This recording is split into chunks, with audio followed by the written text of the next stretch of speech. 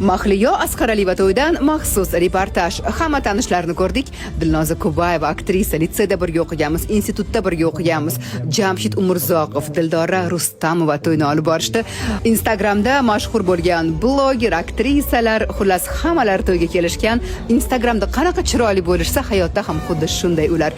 Bir payt Jamshid to'yni olib borish o'rniga qarasam Dilnoza bilan raqsga tushib yuribdi.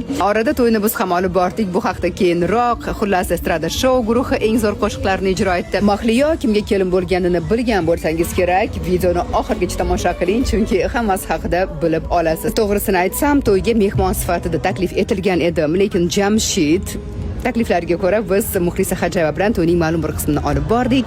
Ana undan keyin onalar marosimi ham, onalar tabrigi ham boshlandi va ko'rib turganingizdek o'sha mashhur Begoyim ko'rsatuvining eng go'zal boshlovchisi Nilufar Umurzoqovaga Mahliyo Asqaraliyeva kelin bo'lib tushdi. To'y juda ham chiroyli o'tdi. Albatta kelinchak mana shu xonadonda baxtli bo'lishiga ishonamiz. Biz hamkasblar to'y yakunida uy-uyimizga tarqadik, bir-birimizni ko'rganimizdan juda ham xursand bo'ldik. Eng asosiysi Mahliyo baxtli bo'lsin.